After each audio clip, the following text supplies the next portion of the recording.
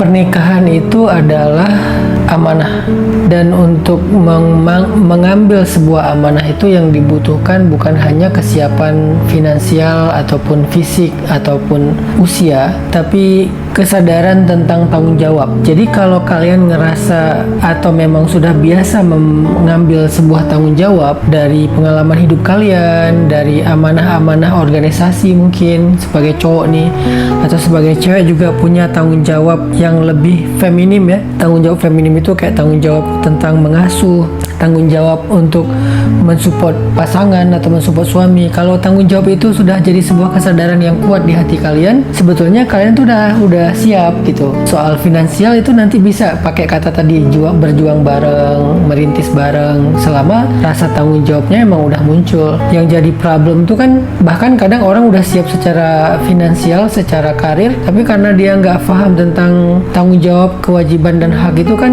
membangun rumah tangga juga kayak mereka struggling juga kan. Karena membangun rumah tangga itu nggak cukup hanya ngasih nafkah zahir doang, tapi juga kita kan kayak memperlakukan manusia, bukan memperlakukan benda gitu. Jadi ada rasa, ada tanggung jawab, ada banyak hal psikis. Ini yang pertama. Yang kedua, menikah itu secara fikih kan ada beberapa hukum. Ada yang hukumnya sunnah, ada yang hukumnya makruh, ada yang hukumnya haram, ada yang hukumnya wajib. Siapa yang sudah wajib menikah? Yang kalau dia nggak menikah, dia pasti terjerumus kepada zina. Walaupun pilihannya adalah kalau dia nggak bisa menikah ya jangan maksain diri, kata Nabi, fa'ilam yastati fabisaum falaihi bisaum. Jadi ya puasa aja gitu. Puasa di sini bisa puasa ibadah puasa, bisa juga belajar untuk menahan diri dengan berbagai macam terapi. Saya juga nggak setuju ya kalau gara-gara takut zina terus jadi kayak agak sembrono dalam menentukan pilihan hidup gitu. Ada agak terlalu maksa menikah, padahal sebetulnya dia juga belum benar-benar yakin, belum benar-benar siap. Nanti ketika kebutuhan biologisnya sudah tersalurkan lewat pernikahan, dia bosan, dia akan pergi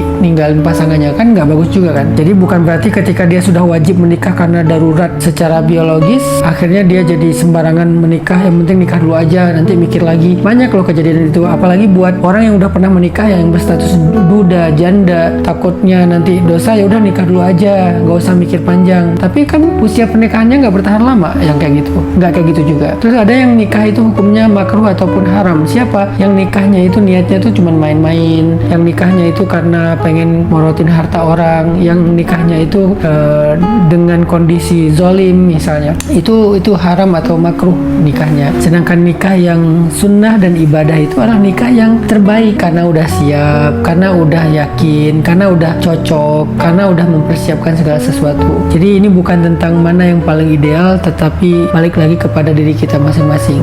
Yang penting jangan nikah sembrono, nikah jur'ah. Nikah jur'ah itu nggak mikir panjang, nggak merencanakan apa-apa,